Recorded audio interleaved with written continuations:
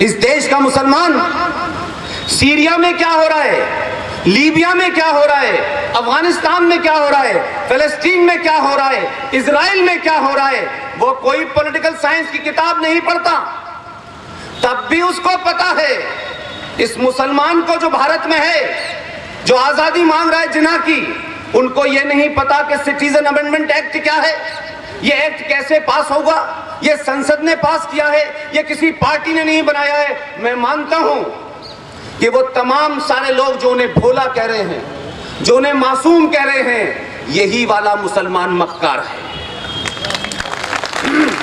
ये झूठ बोल रहा है, ये झूठ बोलना चाहता है, उसका दर्द कुछ और है जिसको वो बता नहीं रहा है।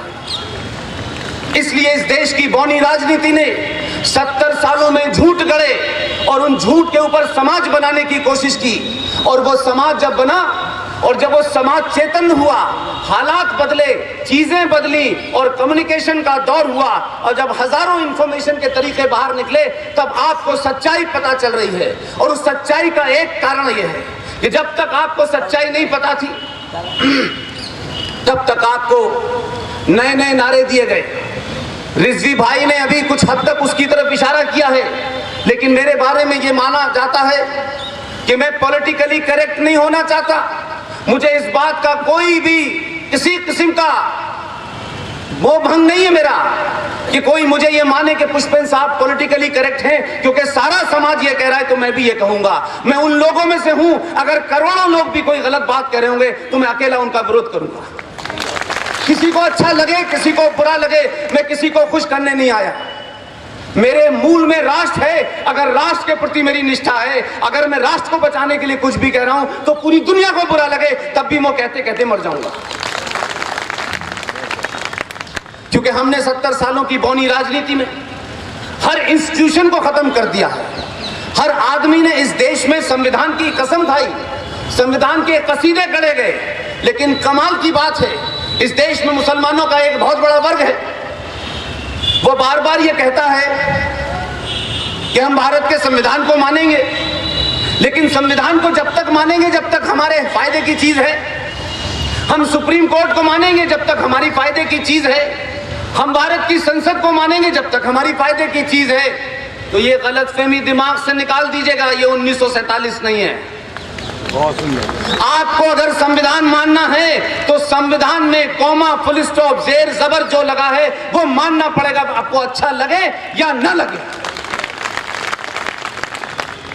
इसलिए अगर संविधान में लिखा हुआ है कि यूनिफॉर्म सिविल कोड आना चाहिए, तो ये यूनिफॉर्म सिविल कोड आरएसएस और बीजेपी ने नहीं बनाया था। भारत के संविधान में महान महान लोग थे जिनके बारे में और सारी राय हो सकती है, ये उन्हीं का बनाया हुआ संविधान है।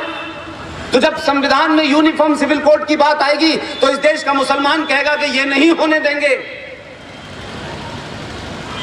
और शाहबानों के ऊपर सुप्रीम कोर्ट पे फैसला आ जाएगा तो कहेंगे हम सुप्रीम कोर्ट को नहीं मानेंगे।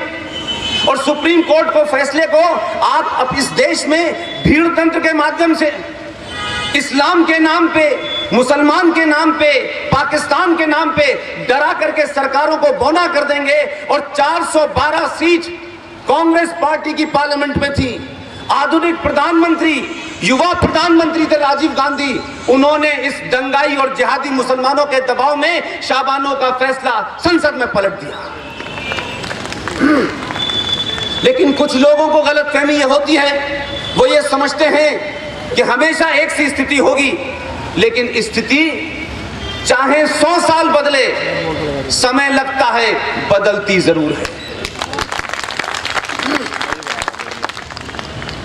जो लोग मानते हैं कि 2014 में कोई सरकार आ गई है, बहुत राष्ट्रवादी सरकार है, सरकार तो हर साल 5 साल बाद बदलती थी, तो फिर 2014 में ऐसी क्या बात हो गई है कि बड़े बड़े संपादकों ने कहा कि अगर ये सरकार में आ गए तो हम देश छोड़ के चले जाएंगे।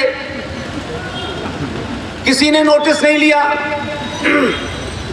गया कोई नहीं। 14 आ गया, शपथ ग्रहण समारोह हो गया, वो भी नहीं गए। फिर दोबारा मोर्चा संभाला गया, जितने अवार्ड मिले थे 70 साल में सब वापस कर दिए। अब 2019 में फिर आ गया, अब अवार्ड ही नहीं बचे तो वापस क्या करें। ये बात मैं इसलिए बार बार कहना चाहता हूं, सरकार देश चलाने के लिए आती है और ये देश पिछले 70 सालों से चल रहा है। लूला लंगड़ा जैसा भी आप कहें, ये देश तो चल ही रहा था। लेकिन जो समाज होता है उसको राष्ट्र चलाना होता है। जब समाज नहीं जगता तो राष्ट्र भी नहीं जगता। आधुनिक भारत में जितना समय भी मैंने पत्रकारिता में अपना गुजारा है,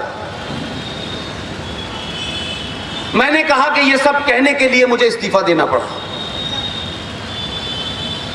सच बोलने की कीमत हमेशा हर कोई देता है और मैंने देख करके किसी पे एहसान नहीं किया है। न मैंने राष्ट्र पे एहसान किया है, न देश पे एहसान किया है, न हिंदुओं पे एहसान किया है, न सनातन पे एहसान किया है।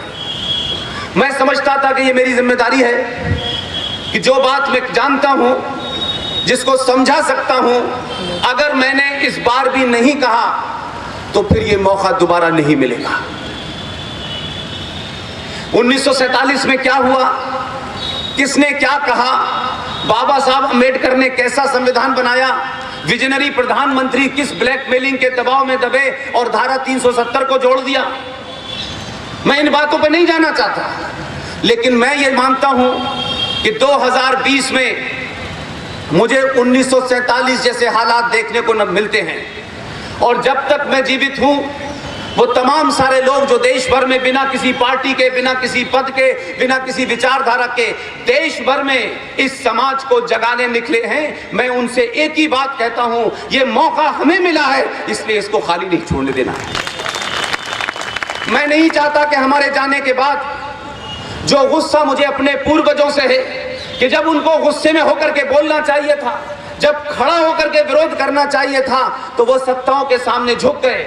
और कुछ ऐसे भी लोग थे जो विरोध करते करते मर गए, लेकिन उन्होंने बात नहीं मानी। मैं चाहता हूं कि हमारे जाने के बाद हमारी नस्लें ये जरूर कहें कि हमारे पूर्वजों को पता था, वो पूरी ताकत से लड़े और लड़ते लड़ते मर गए। लिहाजा जो आज मुझे गम है, उनको गम नहीं होना चाहिए। ये हम सबकी भूमिका है। ये समाज में हर वो आदमी जो इस राष्ट्र को प्रेम करता है, ये उनकी जिम्मेदारी है।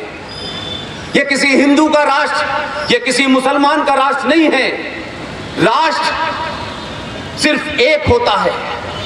देश बहुत से होते हैं, देश बनते रहते हैं, टूटते रहते हैं, बिगड़ते रहते हैं, उनका डायामीटर कम हो जाता है, बढ़ जाता है, लेकिन राष्ट्र हमेशा जीवित रहता है। इसलिए भारत का जो राजनीतिक भारत है, जिसे हम पॉलिटिकल भारत कहते हैं, उसके कई बार टुकड़े हुए, बहुत बार टुकड़े हुए। उनके टुकड़े होने की कोई नई बात नहीं है, लेकिन सच बात यह है कि राजनीतिक भारत के टुकड़े 1000 बार हुए होंगे, लेकिन सांस्कृतिक भारत पूरी दुनिया में आज भी जिंदा है। इसलिए अगर किसी को यह गलतफहमी हो कि कुछ जिहादियों ने एक राज्य में मुसलमानों की गिनती 71% है, उस दबाव में भारत के प्रधानमंत्री को दबाव में लिया और एक ऐसी धारा को उन्होंने मनवाया जिसके चलते जम्मू कश्मीर में न संसद के कुछ बनाए कानून और न ही भारत की सुप्रीम कोर्ट लागू होती थी। लेकिन आज के वर्तमान समाज को जरूर यह पूछना चाहिए कि भाई ये तो बताया जाए, क्योंकि उनके वारिस आजकल परेशान हैं, बेरोजगार हैं,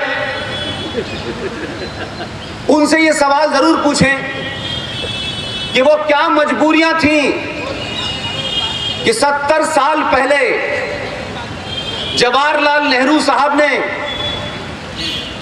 शेख अब्दुल्ला के साथ में कौन सी ब्लैकमेलिंग उसने आपकी की कि आपने आजाद भारत के अंदर, रिपब्लिक भारत के अंदर, लोकतांत्रिक भारत के अंदर जिसका एक संविधान था, आपने उस देश के अंदर 2 नेशन थ्योरी को जन्म देते हुए एक इस्लामिक राज्य स्थापित किया। उस राज्य का एक अलग संविधान भी था, उनकी विधानसभा का टर्म 6 साल भी था, वहां प्रधानमंत्री होता था, मुख्यमंत्री नहीं होता था।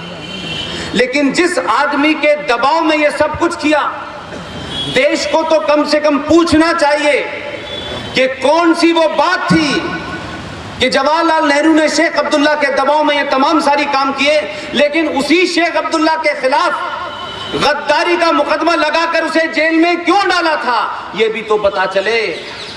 जिसके लिए आप राष्ट्र के खिलाफ खड़े हो गए, जिसके लिए आप अपनी पार्टी के खिलाफ खड़े हो गए, जिसके लिए आप अपने समाज के लिए खिलाफ खड़े हुए, उस आदमी को आपने जेल में क्यों डाला और गद्दारी का मुकदमा क्या था, वो क्या कारण थे, ये देश को नहीं बताया।